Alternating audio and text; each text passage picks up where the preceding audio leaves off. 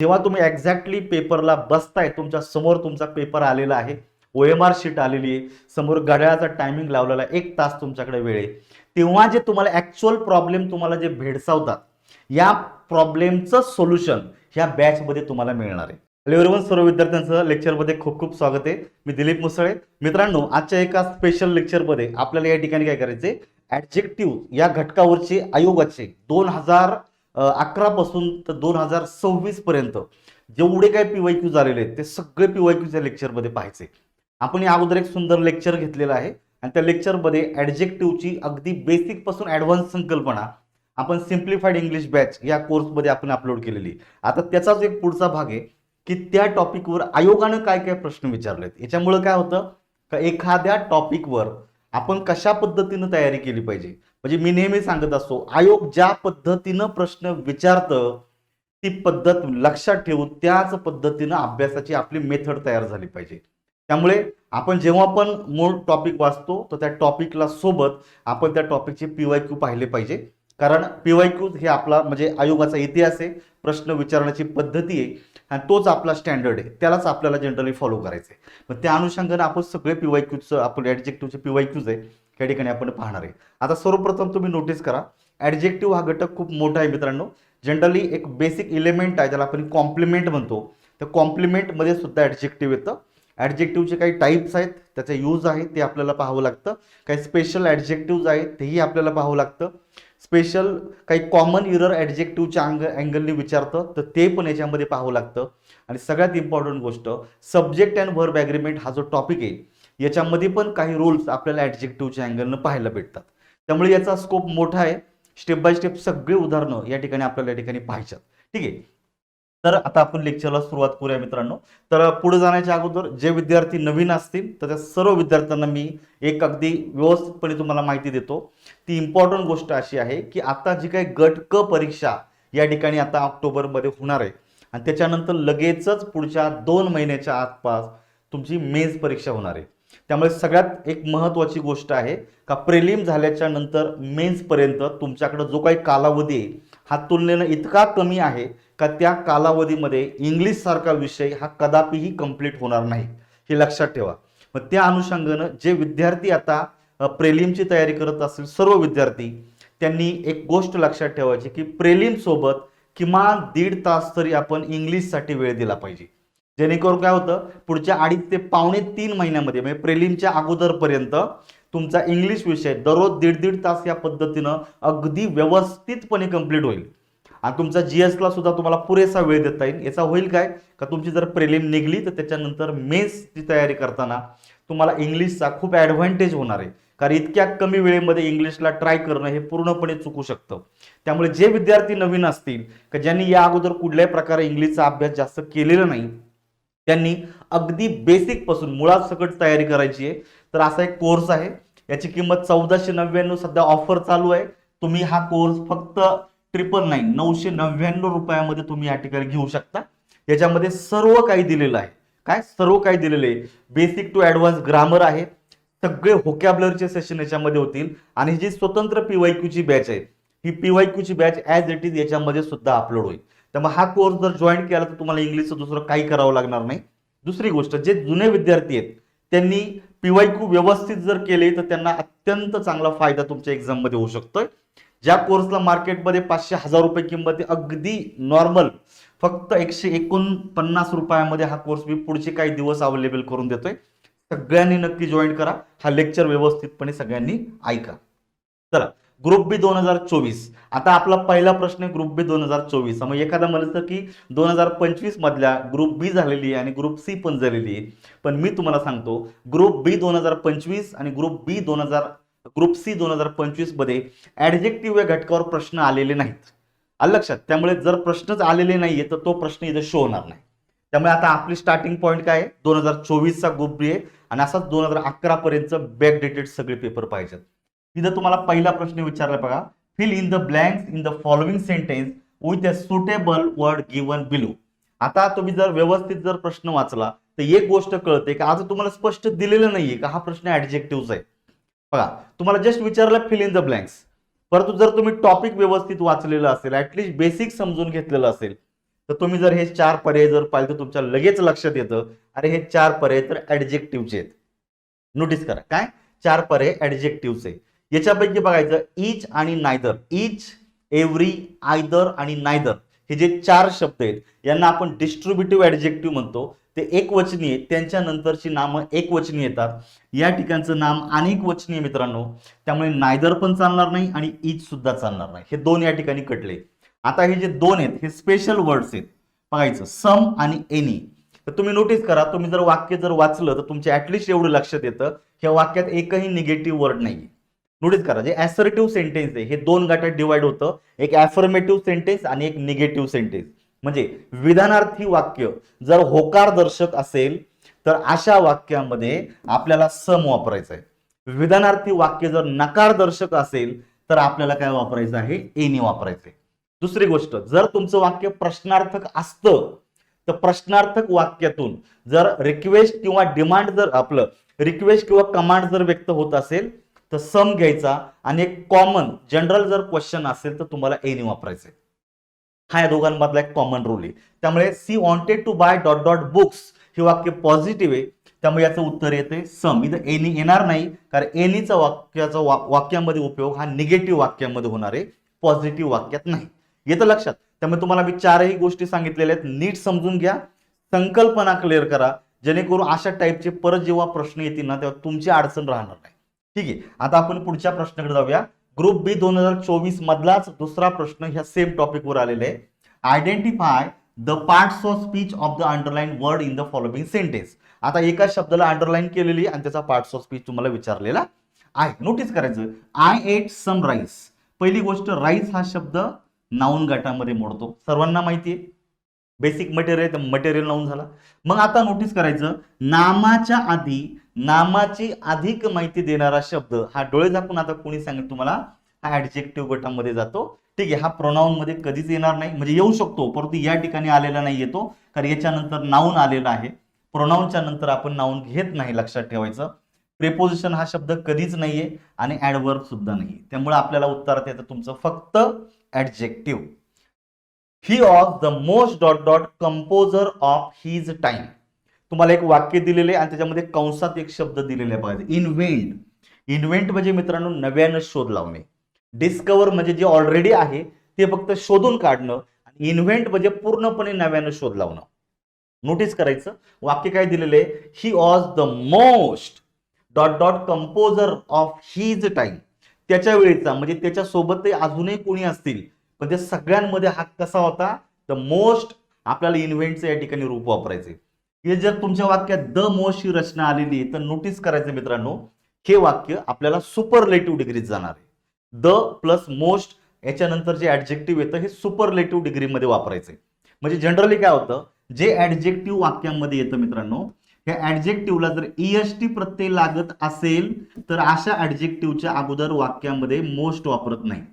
परंतु जर वाक्यातलं जे ऍडजेक्टिव्ह आहे मित्रांनो, ऍडजेक्टिव्हला जर ईएसटी प्रत्यय जोडला जात नसेल तर त्याच्या अगोदर आपल्याला काय वापरावा लागतो, मोस्ट वापरावा लागतो. आणि सुपरलेटिव्ह डिग्री जो मोस्ट येतो त्याच्या अगोदर आपल्याला आर्टिकल घ्यावं लागतं द.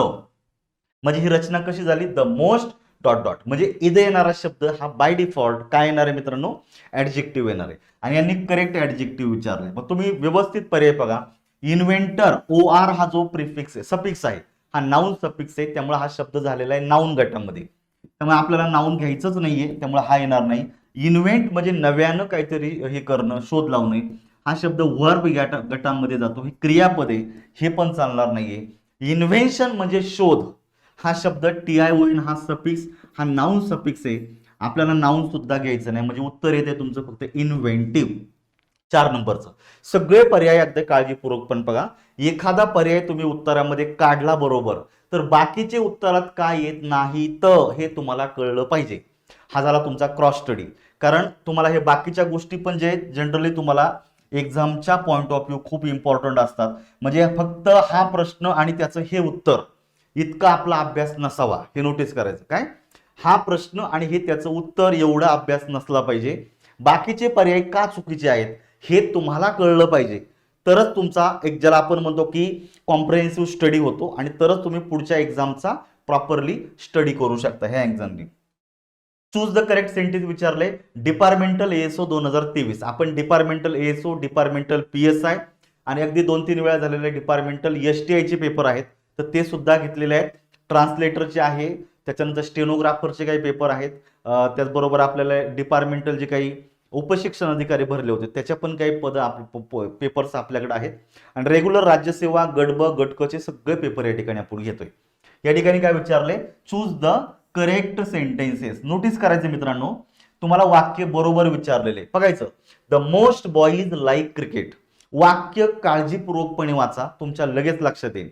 बघा आपण आधीच्या पेपरमध्ये पण द मोस्ट पाहिला होता, पण पुढची रचना जर वाचली तर ऑफ हिज टाइम काय सांगतो, त्याच्या वेळेला जे बाकीचे पण कोणी कंपोजर असेल तर सगळ्यांमध्ये हा जास्त इन्व्हेंटिव्ह होता.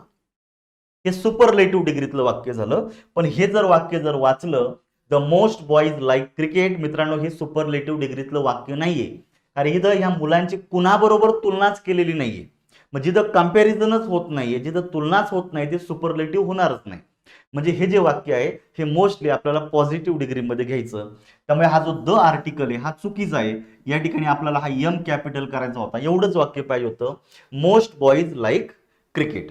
ठीक आहे, तर ह्या पद्धतीनं तुमचं उत्तर येणं अपेक्षित होतं, त्यामुळे ए चुकीचं आहे. आता चेक करा, आपल्याला काय विचारले, करेक्ट वाक्य ओळखा. ए काय आहे मित्रांनो, चुकीचं आहे. मग ए असलेला पर्याय येईल का आपल्याला उत्तरात, येणार नाही.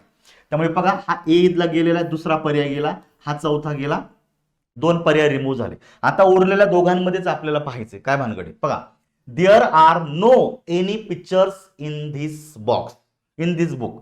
ह्या पुस्तकामध्ये कुठलंच पिक्चर नाही. आता नोटीस करा, जनरली आपण नो आणि एनी हे शब्द एका वाक्यात घेणार नाहीत. हे सगळ्यांनी नोटीस करायचं. नो आणि एनी हे जे 2 शब्द आहेत आपण एका वाक्यात घेणार नाही. म्हणजे तुम्हाला 2 पॉसिबिलिटी राहतात हे वाक्य जर करेक्ट करायचं असेल तर.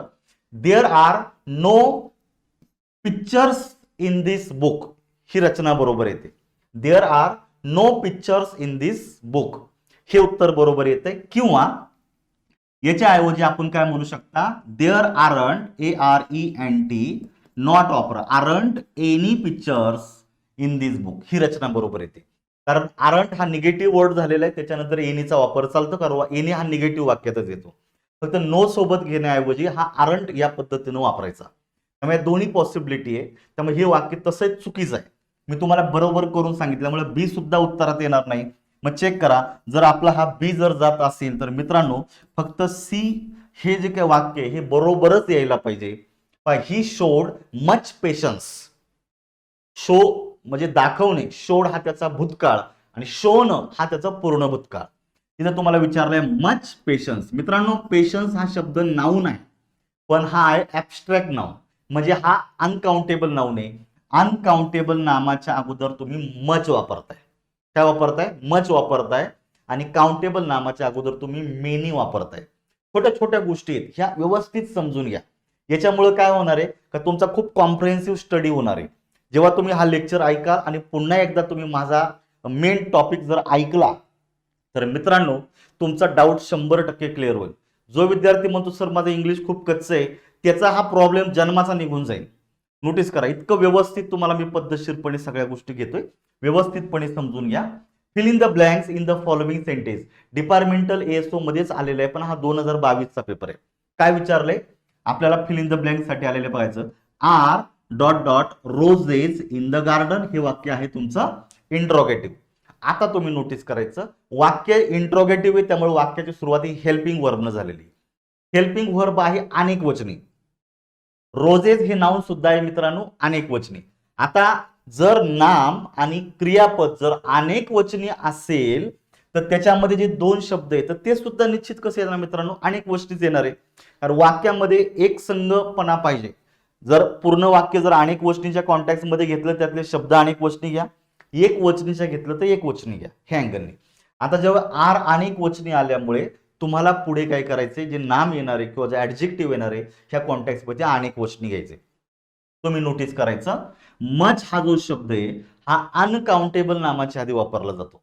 मच आणि मेनी नोटीस करायचं, मेनी हा अनेक वचनाच्या अगोदर येतो आणि मच हा अनकाउंटेबल नामाचा येतो. ज्या अर्थी रोजेस अनेक वचनी मित्रांनो त्यामुळे इथं मच हा शब्द चालणार नाही. येतं लक्षात सगळ्यांच्या. त्यामुळे पर्याय क्रमांक 1 ह्या पद्धतीने रिमूव्ह झाला. दुसऱ्या वाक्यातही मच आलेला आहे का जो चालणार नाही, त्यामुळे हा दुसरा पर्याय सुद्धा काय झाला मित्रांनो, रिमूव्ह झाला.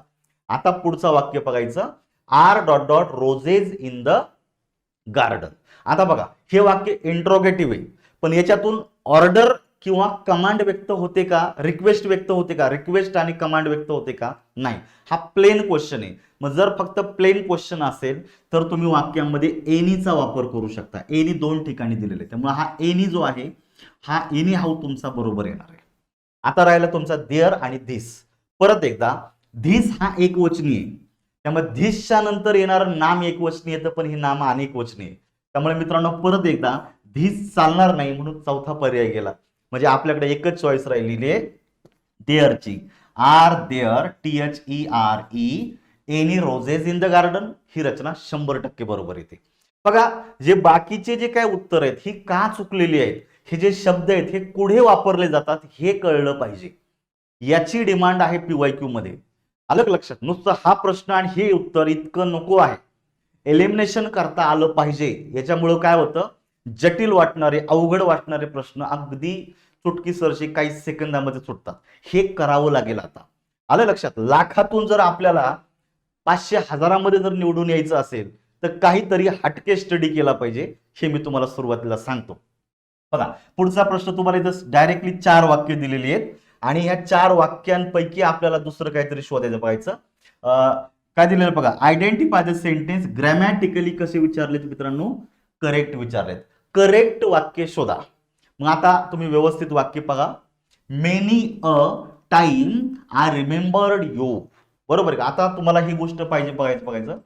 मेनी हा एक शब्द आहे आणि a great many, a great many हे जे दोन शब्द आहे मित्रांनो, मेनी आणि अ ग्रेट मेनी, ह्या दोन शब्दांच्या नंतर येणारं नाम अनेक वचनी येतं आणि जे क्रियापद येतं ते सुद्धा अनेक वचनी येतं. पण याच्यात एक असा शब्द आहे का ज्या मेनीच्या नंतर आर्टिकल आलेलं ए, म्हणजे रचना काय होते तुमची, मेनी ए. ही जी रचना आहे याच्यानंतर येणारं नाम आणि याच्यानंतर येणारं वर्ब हे दोन्ही पण मित्रांनो कसे असतात, सिंग्युलर असतात. कसे असतात, सिंग्युलर असतात. आता तुम्ही नोटीस करा, इथं असलेला शब्द हा तसा एकवचनीचा आहे, त्यामुळे रचना बरोबरच आहे, याच्यात काही चुकीचं नाहीये. त्याला ए ला उत्तरामध्ये घ्यायचं आहे. दुसरी गोष्ट बघायचं आता, this calf is Elder than that. आता तुम्हाला दोन शब्दांमधला फरक माहिती पाहिजे. इथे जरा पुस्तकमय जागा येते, ते म्हणजे ओल्डर नोटीस करायचं आणि एल्डर नोटीस करायचं. ओल्डर जो आहे हा दोन व्यक्ती, दोन प्राणी आणि दोन वस्तूंच्या वयाची तुलना केल्यासाठी वापरलं जातं. आणि ओल्डर हा कंपॅरेटिव्ह डिग्रीत येतो, त्या शब्दाच्या नंतर वाक्यात पुढे दॅन आलेला असतो. आणि हा जो एल्डर शब्द आहे हा फक्त ब्लड रिलेशन, कशासाठी, ब्लड रिलेशन. ब्लड रिलेशन म्हणजे फक्त नातेसंबंध, म्हणजे ब्रदर सिस्टर कझिन या अँगलनी जेव्हा शब्द येतात ना तिथेच वापरला जातो. आणि विशेष म्हणजे एल्डरच्या नंतर वाक्यामध्ये दॅन वापरत नाहीत. त्यामुळे मित्रांनो एल्डर दॅन असं होणार नाही. मग इथं जर दॅन ठेवायचं आहे मग एल्डरचं रूपांतर कशात करायचं आहे, ओल्डर ह्या पद्धतीनं करायचंय. मग आता नोटीस करा, बी उत्तरात घ्यायचं आहे का, नाही. आपल्याला फक्त विचारले करेक्ट, त्यामुळे बी असणारे पर्याय पहिले रिमूव्ह करा. बघा याच्यातला बी गेलेला आहे, हा पर्याय क्रमांक 2 गेलेला आहे. हा ठीक आहे, एकाच याच्यामध्ये बी आलेला आहे, त्यामुळे एक पर्याय रिमूव्ह झालेला आहे. दुसरी गोष्ट, याला तर उत्तरामध्ये घ्यायचं आहे. चेक करा, याच्यामध्ये सी आणि डी आहे ओनली, म्हणजे याच्यामध्ये ए आहे का, नाही. ए उत्तरात घ्यायचं आहे पण पर्यायामध्ये ए नाहीच आहे, म्हणजे हा पर्याय सुद्धा काय झाला मित्रांनो, रिमूव्ह झाला, कारण त्याला सोडायचं नाही. त्यामुळे ए हा 2 ठिकाणी आलेला आहे, ह्या दोघांपैकी एक उत्तर असलं पाहिजे. पुढे बघायचं, my income is larger than yours. माझी जी इन्कम आहे ही तुझ्या इन्कम पेक्षा कमी आहे. तर इथं लेजर हा शब्द आलेला आहे. इथं त्यांनी 2 शब्दांमध्ये फरक विचारलेला आहे, LESS आणि LESSER. तर मित्रांनो हा जो लेस आहे हा कंपॅरेटिव्ह डिग्रीतला ऍडजेक्टिव्ह आहे, त्याच्यानंतर आपण वाक्यात दॅन वापरतो. लेस दॅन रचना तयार होते.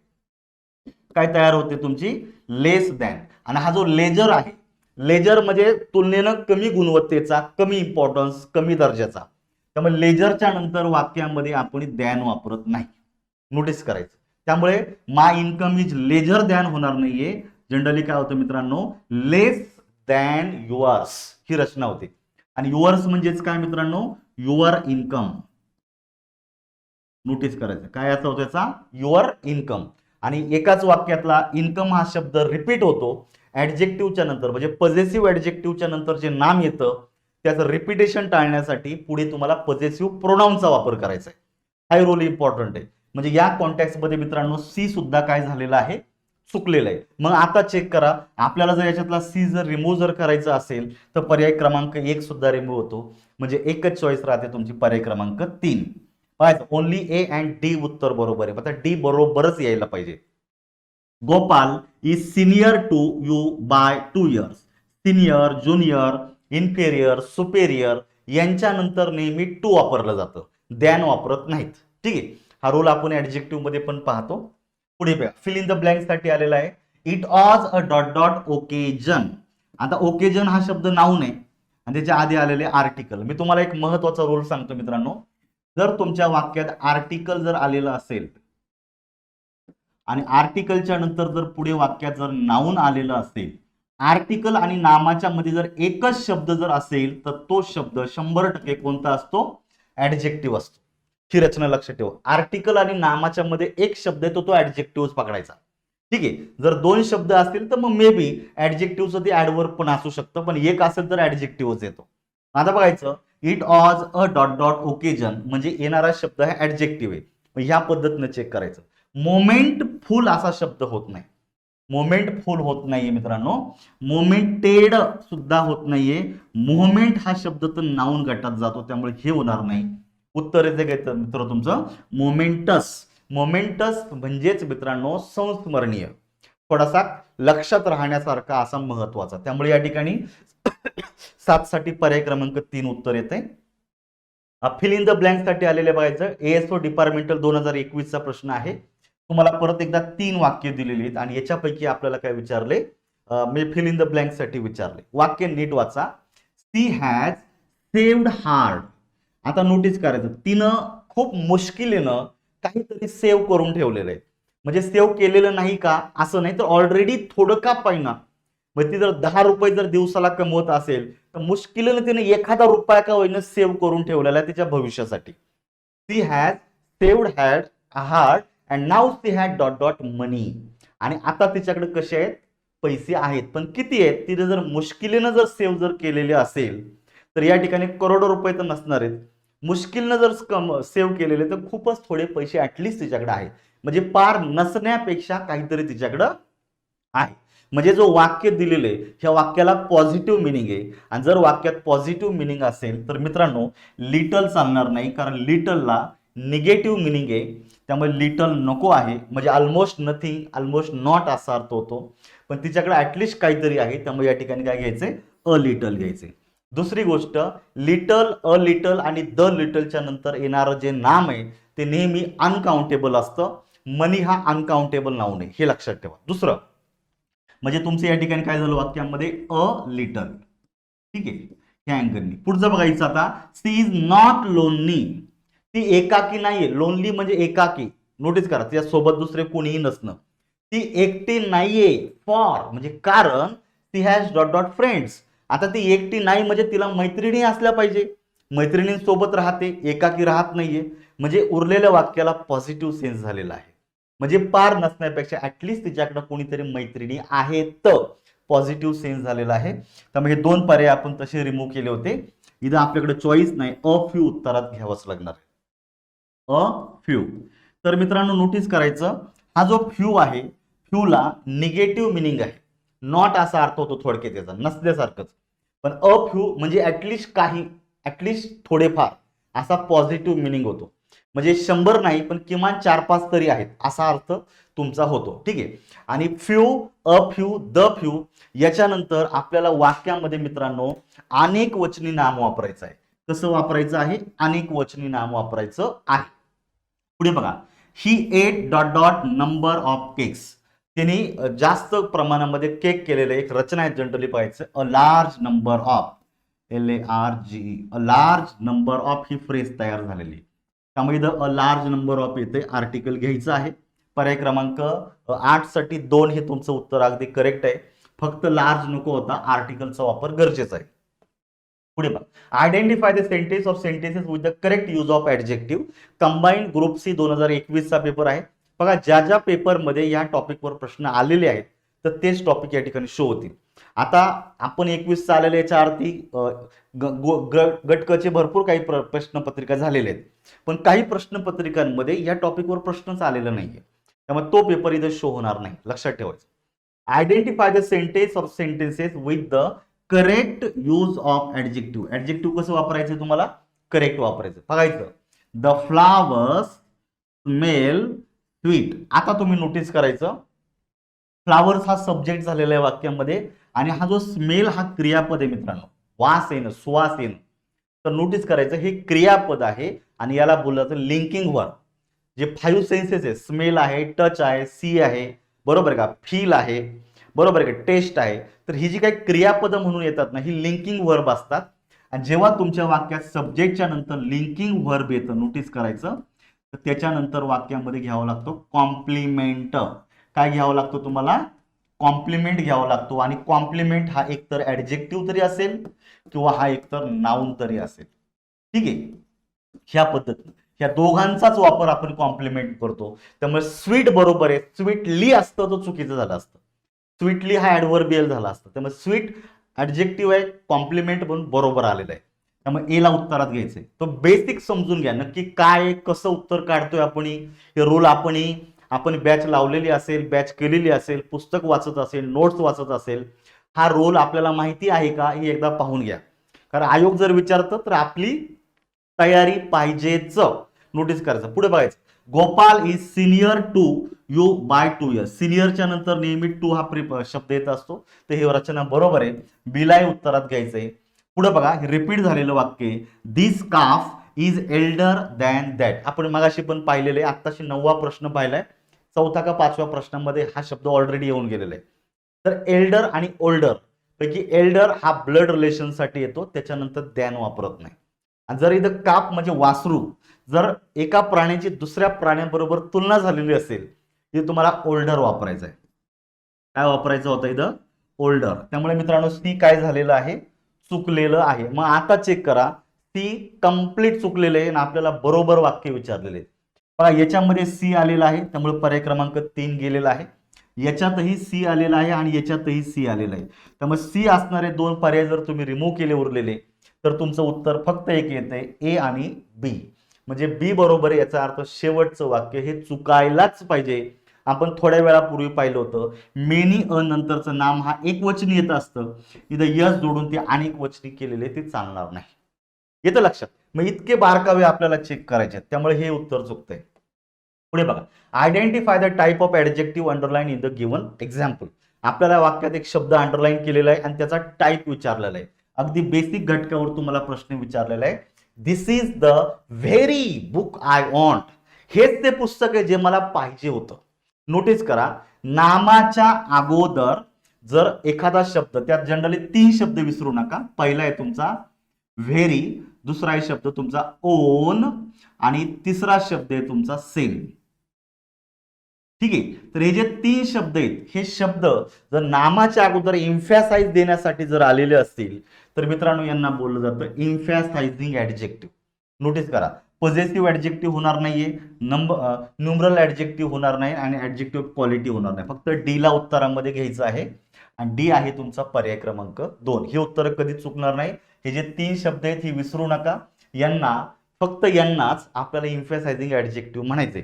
स्टँडर्ड जे काही ग्रामरची पुस्तक आहे, त्याच्यामध्ये रेनन मार्टिन आहे, पालेन्सुरी आहे, टिक्कूचं एक पुस्तक आहे, सीबीएसई इंग्लिश ग्रामरचं आहे, ऑक्सफर्ड ऍडव्हान्स इंग्लिश ग्रामर आहे.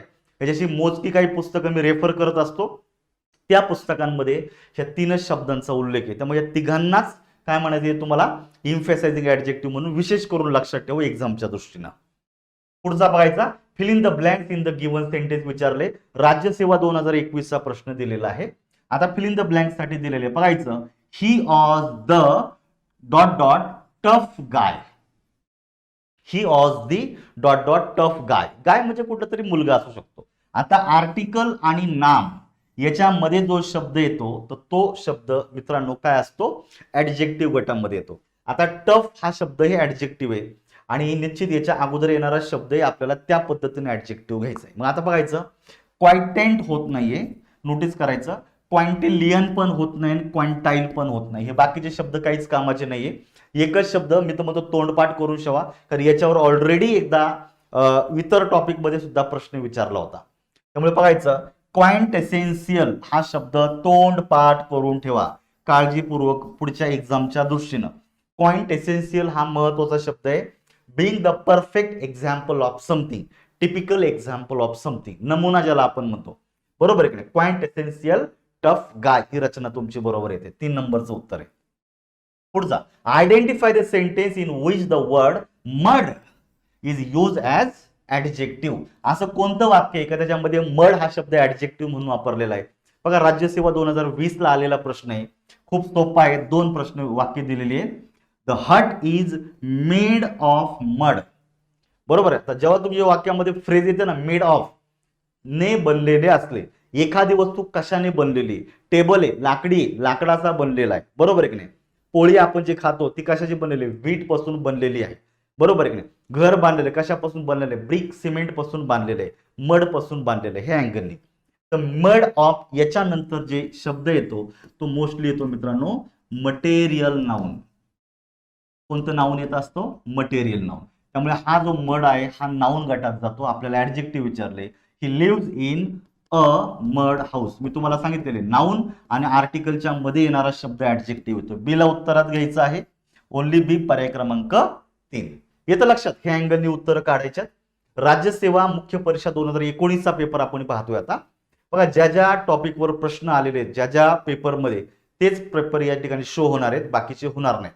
ठीक आहे? कारण जनरली ग्रामरमध्ये साधारणतः 25 प्रश्न विचारले जातात आणि आपल्याकडे टॉपिकची संख्या बऱ्यापैकी जास्त आहे आणि कधी कधी एकेका टॉपिकवर 2-3 प्रश्न येतात.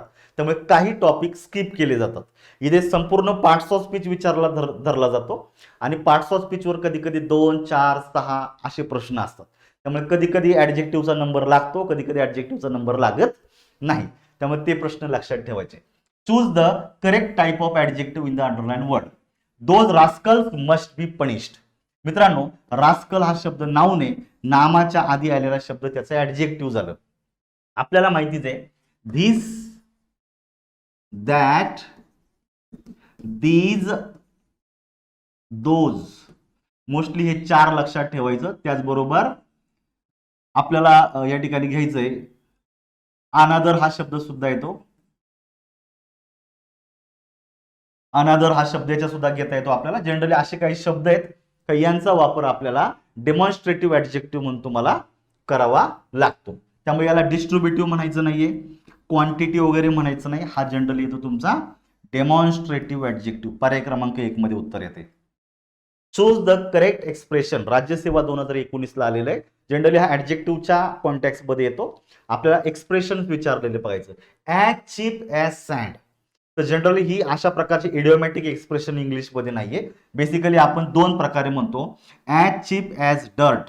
डर्ट म्हणजे धुळी, म्हणजे अगदी ज्याला आपण म्हणतो क्षुल्लक आहे, मामूली आहे, की ज्याला फारसं महत्व नाही, असं ॲज चीप म्हणजे इतकं स्वस्त आहे की ती जवळपास क्षुल्लकच असल्यासारखं झालेलं आहे.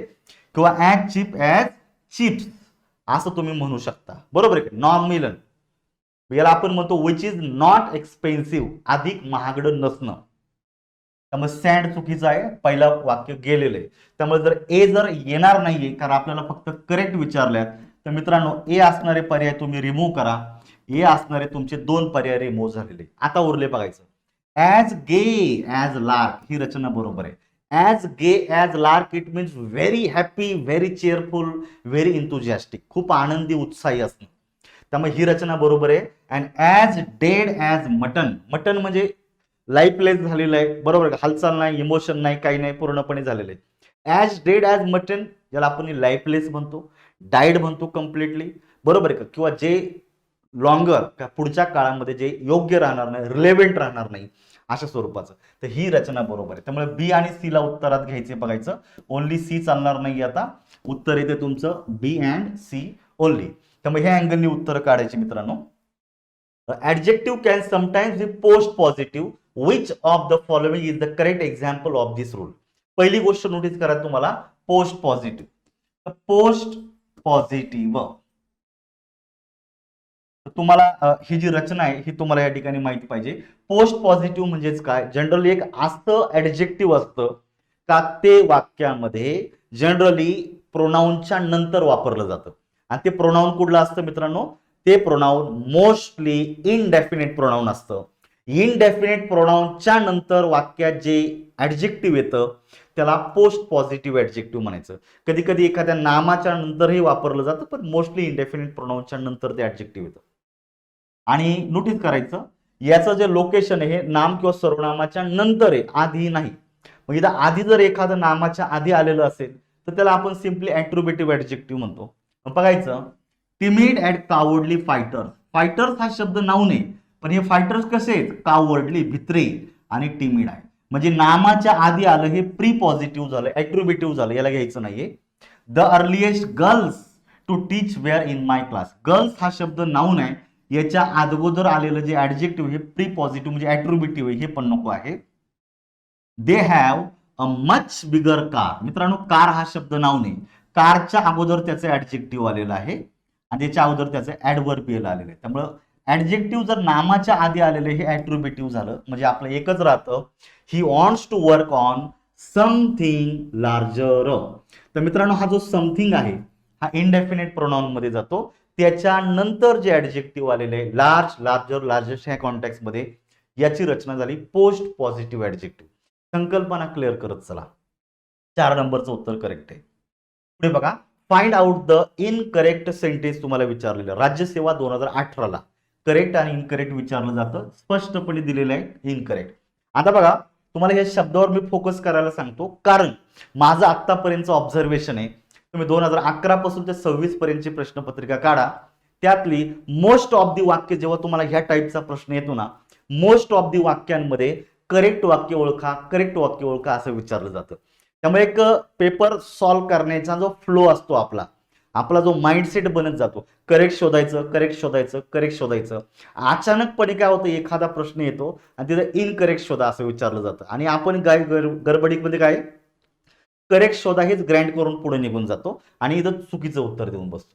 त्यामुळे ही जी पहिली लाईन आहे ही व्यवस्थित नोटीस करायची. बघा, ह्या गोष्टी तुम्हाला रिअल क्लासरूम मध्ये शिकवल्या जात नाही, सांगितल्या जात नाही, या फक्त या पद्धतीने तुम्हाला शिकवल्या जातात. त्यामुळे जेव्हा तुम्ही एक्झॅक्टली पेपरला बसताय, तुमच्या समोर तुमचा पेपर आलेला आहे, OMR शीट आलेली आहे, समोर घड्याळाचा टायमिंग लावलेला आहे, 1 तास तुमच्याकडे वेळ आहे, तेव्हा जे तुम्हाला ऍक्च्युअल प्रॉब्लेम तुम्हाला जे भेडसावतात, या प्रॉब्लेमचं सोल्युशन ह्या बॅच मध्ये तुम्हाला मिळणार आहे, जे इतर ठिकाणी कधीही दिलं जात नाही. ठीक आहे, त्यामुळे तुम्हाला इतका कॉन्फिडन्स याच्यातून बूस्ट होईल का कदाचित तुम्हाला इतर पुढे मिळणार नाही आणि याचा तुम्हाला एक्झाम मध्ये खरी डिमांड असते, गरज असते. पहा, he was as white as a sheet. Sheet of paper जसं आपण म्हणतो तसं. तर ॲज व्हाईट ॲज शीट ही रचना तशी बरोबर आहे, त्यामुळे याच्यामध्ये चुकीचं काहीच नाही, त्यामुळे याला मी बरोबर देणार आहे.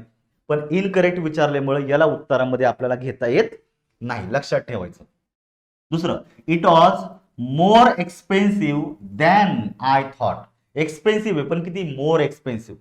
आता एक्सपेन्सिव्ह हा ऍडजेक्टिव्ह आहे, त्याला जर कंपॅरेटिव्ह डिग्रीमध्ये ER जोडत नसेल तर त्याच्या अगोदर मित्रांनो मोर येतो, बरोबर आहे. आणि कंपॅरेटिव्ह डिग्रीमध्ये ऍडजेक्टिव्हच्या नंतर काय येत असतो? दॅन येत असतो. ही रचना कंपॅरेटिव्हची बरोबरच आहे, त्यामुळे याला पण उत्तरात घ्यायचं नाही, कारण हे दोन्ही वाक्य बरोबर आहे. त्यामुळे हे 2 सोडून द्यायचे आपल्याला. तर इथेच आपल्याला उत्तर जे आहे हे जनरली आपलं काय होतं मित्रांनो? करेक्ट होतं. बा, ए आणि बी बरोबर आहे, पण इनकरेक्ट विचारल्यामुळं आपल्याला बी उत्तरामध्ये नको आहे, आपल्याला ए उत्तरात नको आहे आणि परत एकदा बी उत्तरात नको आहे. बघा, मी काय केलं, पहिले 2 वाक्य पाहिली, दोन्ही वाक्य बरोबर आहे, इनकरेक्ट विचारलेत. मग हे जे पर्याय आहेत हे आपल्याला नको आहेत. इथं 3 पर्याय रिमूव्ह झाले, म्हणजे मित्रांनो तुम्ही 50-50 वर उत्तर काढलेलं आहे. सी आणि डी हे उत्तर तुमचं करेक्ट आहे. म्हणजे ही जी 2 उत्तर वाक्य आहे हे 100% चुकायलाच पाहिजे. आणि जर उत्तर बरोबर, इथं एखादं वाक्य बरोबर असेल तर तुमचा प्रश्न चुकलेला असेल आयोगाचा.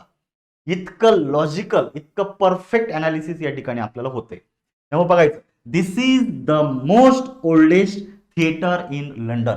मित्रांनो, जर विशेषणाला EST प्रत्यय जर जोडलेला असेल तसं ओल्ड हा ऍडजेक्टिव्ह आहे आणि याला ईएसटी प्रत्यय जर जोडलेला असेल तर याच्या अगोदर मित्रांनो मोस्ट हा शब्द कधीच वापरायचा नाही.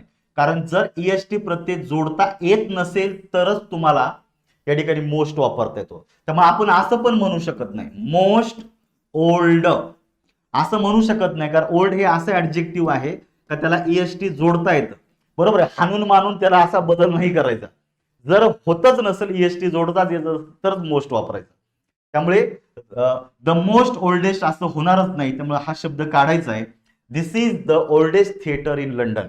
लंडनमध्ये भरपूर थिएटर्स आहेत पण त्यांच्यापैकी हे सगळ्यात ओल्ड आहे. त्यामुळे बघा सी चुकलेला आहे आणि त्याला उत्तरात घ्यायचं आहे आणि बघायचं she is one of the kindest women. हा शब्द चुकलेला आहे.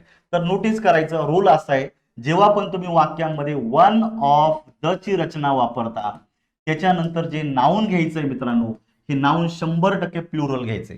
कसं घ्यायचं आहे, अनेक वचनी घ्यायचे. अनेकांपैकी एक असा अर्थ होतो वन ऑफ द चा. त्यामुळे याच्या नंतरचा ऍडजेक्टिव्ह सोडा, जे नाऊन आलेले आहे. वमेन नको, वमेन WOMEN पाहिजे, ई पाहिजे होता. शेवटच्या शब्दानं घात केलाय. नोटीस करा, इथपर्यंत आपल्याला यावं लागत होतं तर उत्तर निघतं. त्यामुळे तुमचा डी चुकलेला आहे. त्यामुळे सी आणि डी ला उत्तरात घ्यायचंय ह्या पद्धतीनं. जर तुमचा कंटेंट चांगला असेल तर कंटेंटच्या आधारे उत्तर काढा, ते उत्तर बरोबर येणार आहे. पण याला एक 8-10 सेकंद जास्त जातील. पण याच्यामध्ये जर तुम्ही लॉजिकली उत्तर दिलं तर एक 8 ते 10 सेकंद तुमचे प्रश्नामध्ये वाचतील. 10 सेकंद मित्रांनो सोपी गोष्ट नाही. जर तुम्ही प्रत्येक प्रश्नातले थोडे थोडे 4-5 सेकंद जर वाचवत जर गेला तर उरलेल्या जो काय तुमचा वेळ उरतो ना त्याच्यामध्ये तुम्ही अख्खा पॅराग्राफ सॉल्व्ह करू शकता. इतका बेनिफिट होतो. नोटीस करा, पुढे बघायचं आता. His behaviour is something childish. तर चाइल्डिश आणि चाइल्ड लाईक असे दोन शब्द आपण वर्ड्स ऑफन कन्फ्युजन मध्ये पाहतो. जनरली हा जो शब्द आहे ऍडजेक्टिव्ह मध्ये पण येतो आणि वर्ड्स ऑफन कन्फ्युज मध्ये पण येतो. Childish and child like. Child like behaviour just like innocent, जर आपण ही चांगल्या अर्थाने घेत असतो. बरोबर आहे की. चाइल्ड लाईक सिम्प्लिसिटी, जसं आपल्या खेड्यामध्ये राहणारे लोक आहे, आपले आई वडील का आपल्या बाबतीत ते खूप सिंपल वागतात. बरोबर आहे, आपण त्यांना काय म्हणतो, they have child like simplicity. Innocent nature आपल्याला वाटतं ते, जस्ट लाईक लॅम्ब. पण चाइल्डिश ज्याला आपण पोरकट म्हणतो, आणि पोरकट हा शब्द चांगल्या सेन्सचा नाही, बॅड सेन्सचा आहे. त्यामुळे like child in bad sense. तर या ठिकाणी पर्याय क्रमांक 1 मध्ये तुमचं जे उत्तर हे करेक्ट निघतंय. गुड सेन्स होणार नाही, इथं त्यासाठी चाइल्ड लाईक पाहिजे होतं. त्यामुळे हे उरलेले पर्याय चुकतात.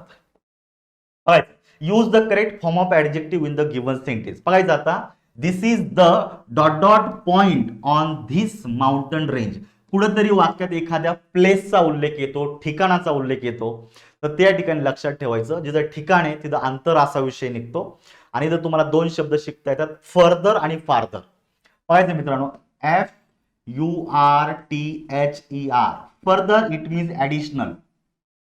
याचा अर्थ काय निघतो आपल्याला, ऍडिशनल असा अर्थ निघतो. आणि फार्दर FARTHER, जेव्हा तुम्हाला फार्दर शब्द घ्यायचा आहे, it is related to distance.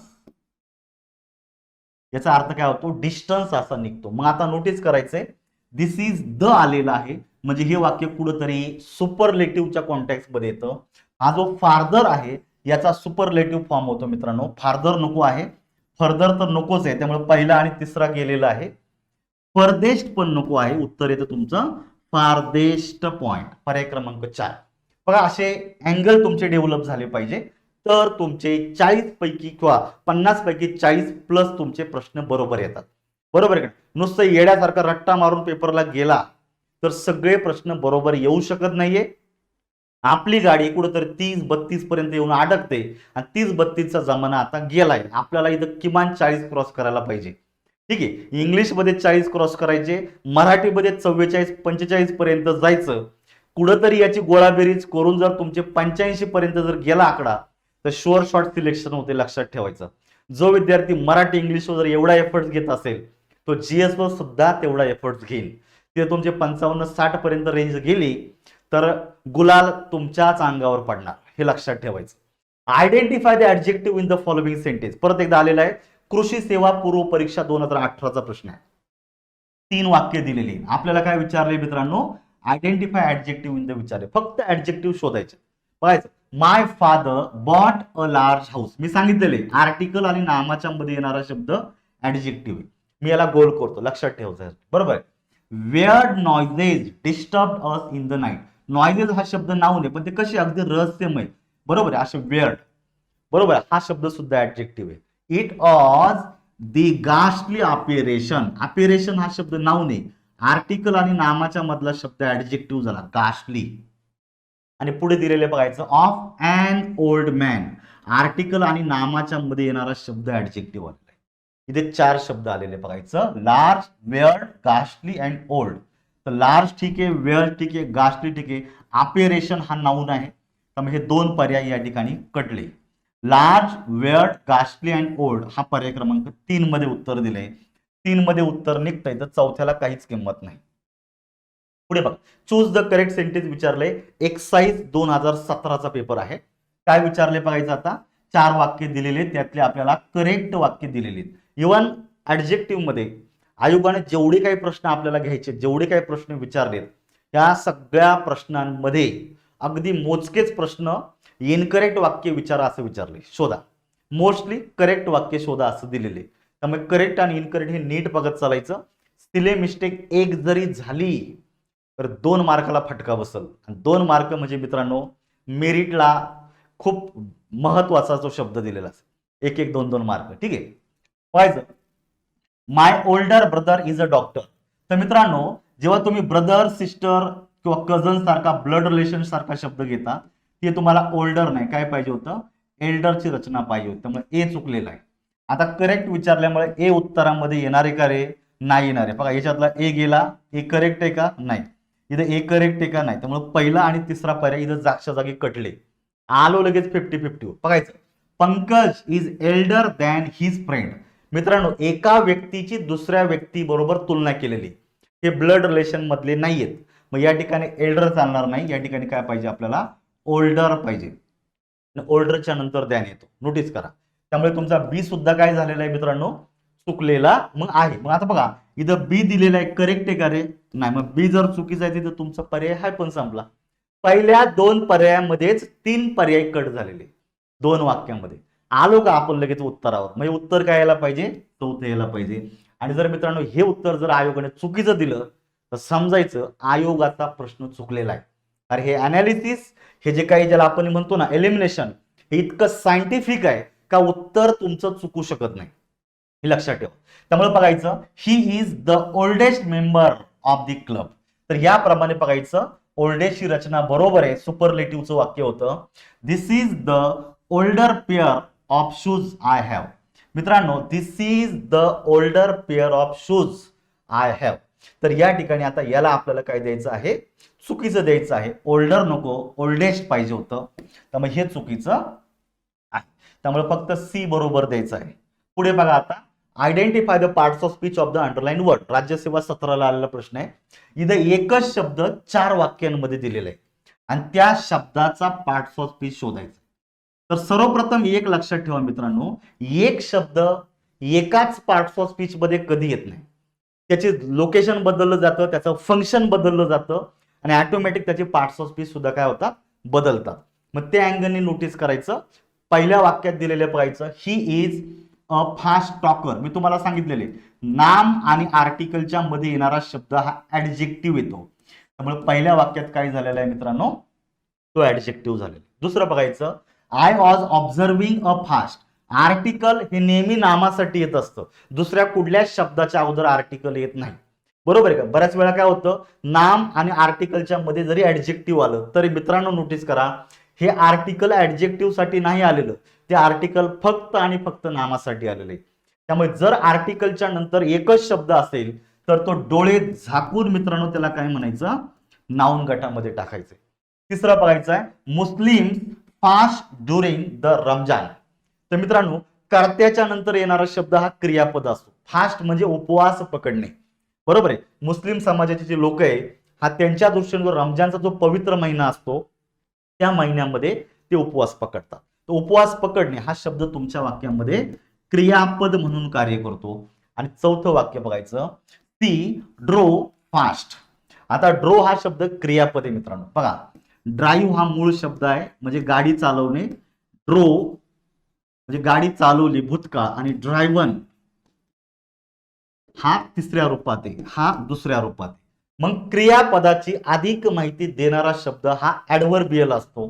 त्यामुळे फास्ट हा शब्द ऍडव्हर्बियल आहे. नोटीस करा. त्यामुळे फास्टला फास्टली कधीच करायचं नाही. नोटीस करा. फास्टली म्हणण्यापेक्षा फक्त फास्ट हा शब्द ऍडव्हर्ब येतो. त्यामुळे ऍडजेक्टिव्ह, नाउन, व्हर्ब आणि ऍडव्हर्ब. ऍडजेक्टिव्ह ऍडव्हर्ब आहे का दुसरा? दुसरा तर नाउन आहे, त्यामुळे हा ऍडव्हर्ब चालणार नाही. ऍडजेक्टिव्ह नाउन इथपर्यंत बरोबर आहे.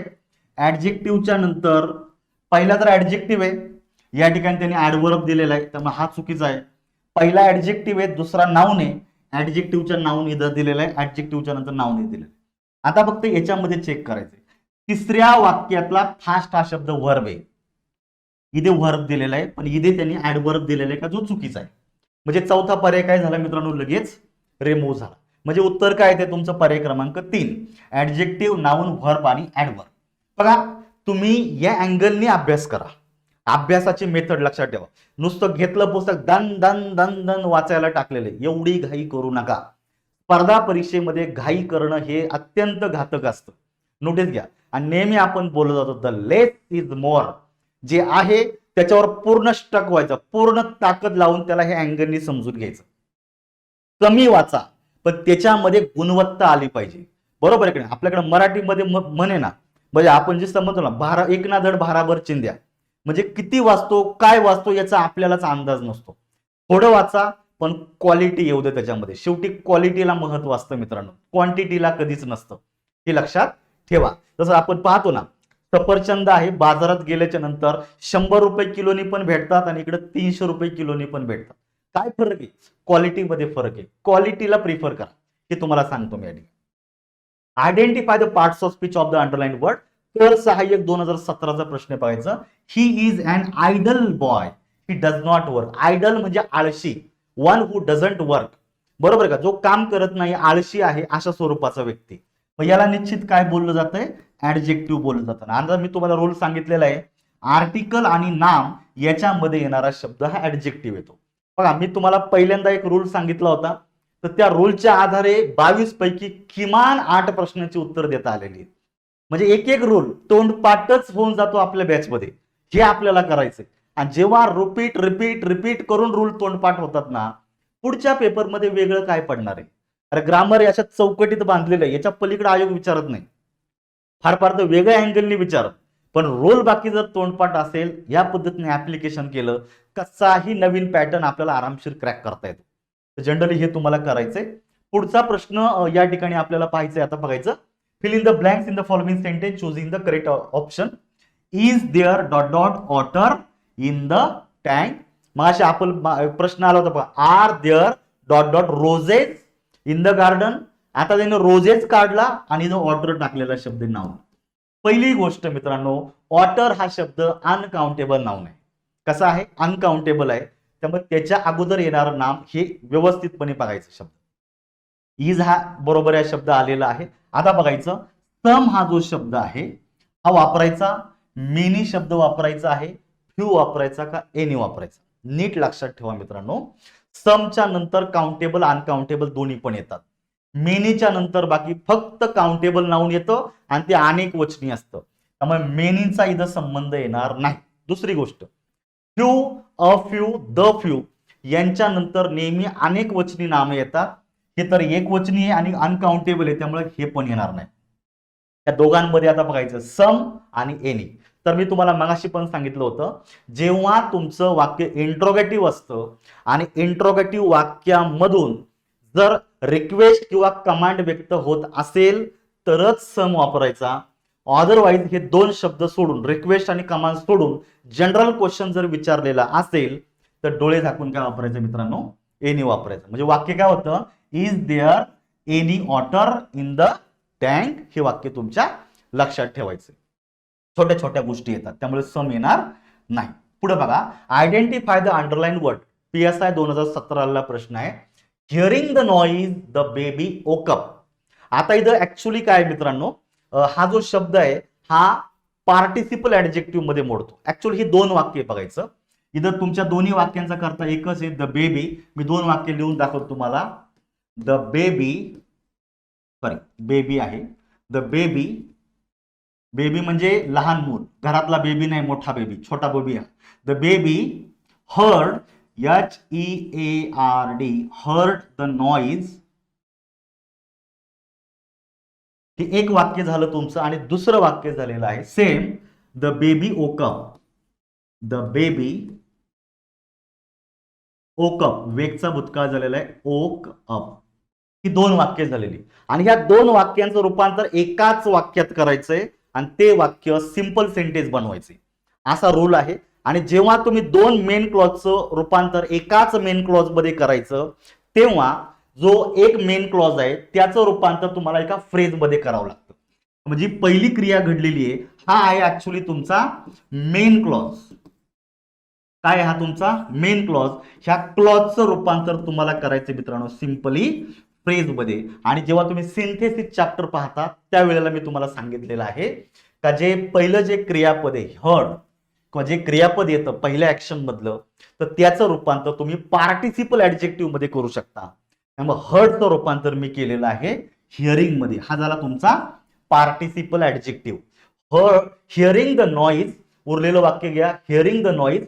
दोनही वाक्यांमधला कर्ता एकच आहे आणि हा कर्ता एकदाच वापरलेला आहे, hearing the noise the baby ओकअप.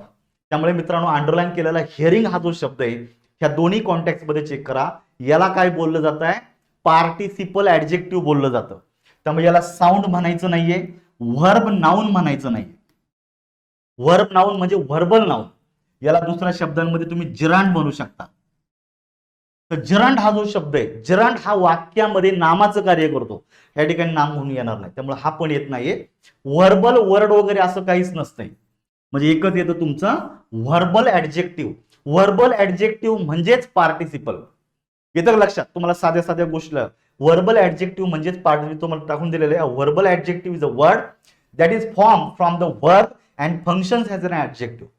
क्रियापदापासून बनलेला शब्द आहे, पण वाक्यात त्याचं फंक्शन काय मित्रांनो, ऍडजेक्टिव्ह आहे. याला अजून एक शब्द तो म्हणजे पार्टिसिपल.